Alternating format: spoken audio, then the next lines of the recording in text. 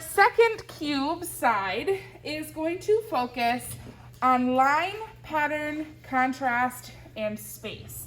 So the goal for this project, if you haven't kind of caught on to that, is to practice all of the elements and principles and how to use them together in an artwork rather than just like focusing on one at a time, because they're not really super useful when you use them all by themselves. So side number 2 is focusing on line, pattern, contrast, and space. The definition of those things are on the worksheet for you, so you can kind of get a refresher about what those things mean.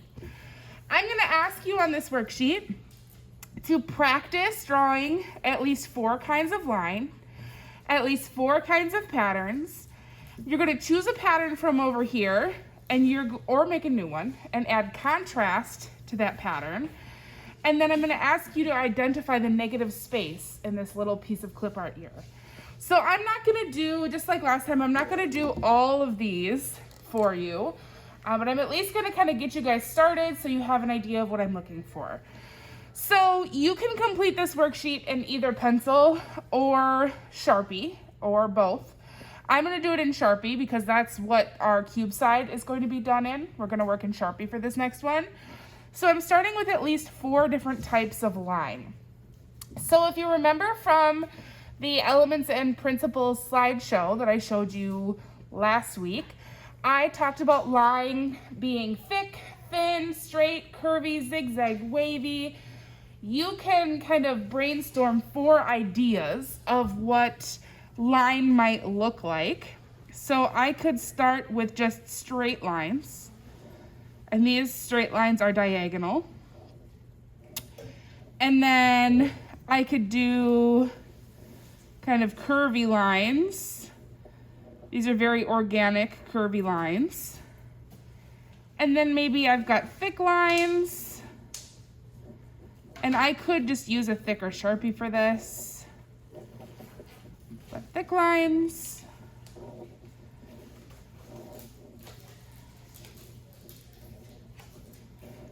And then I would need to come up with one more example here. For my 4 unique patterns, a pattern has something in it that repeats over and over again.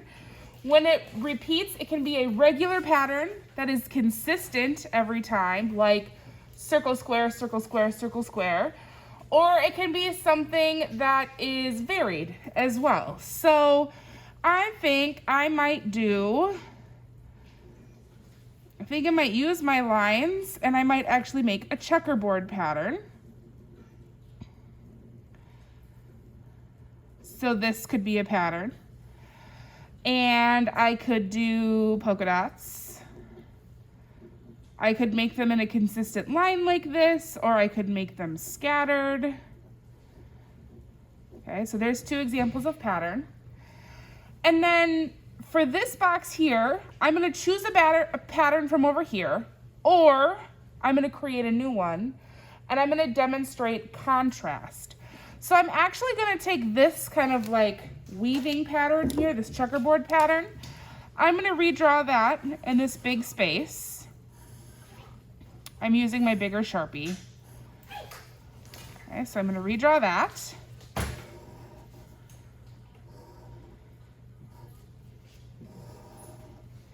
And then how do you think I could add contrast to this pattern? How do you think I could add contrast to this? Yeah. I could fill some of the squares in with black, definitely. I could also make some of these lines thicker than others, but I think I'll take the route of filling some of them in with black. So I could make this like a traditional checkerboard pattern where I fill some of the areas in with black to create contrast. Contrast is when you place 2 unlike things next to each other. So I've got black next to white. This is definitely contrast.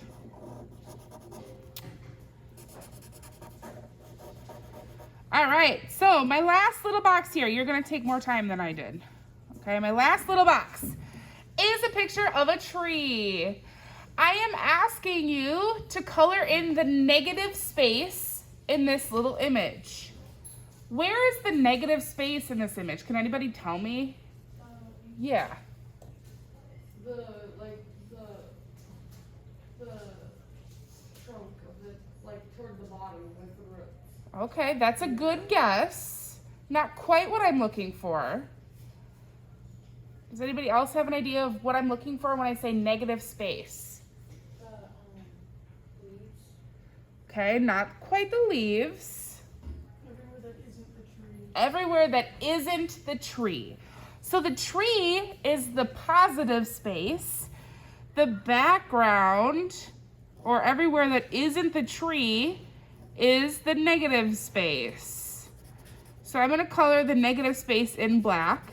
I would color in this whole background, and I'm also going to color in the little spaces in between those tree branches and the leaves on the tree.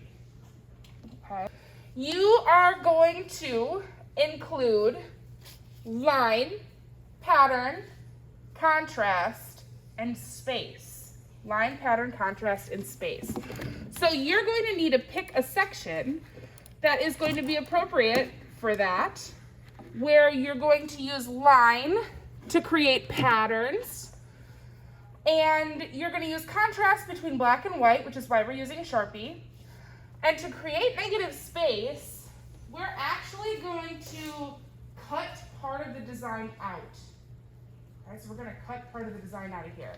So I picked a section where there are shapes kind of floating in the middle and not touching the edges of the square, because these are what I plan to cut out from the design.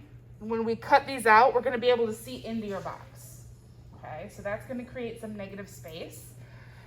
So I'm going to use all the other spaces here to create patterns. Now, I would suggest doing this in pencil first, so you can kind of plan out your designs a little bit.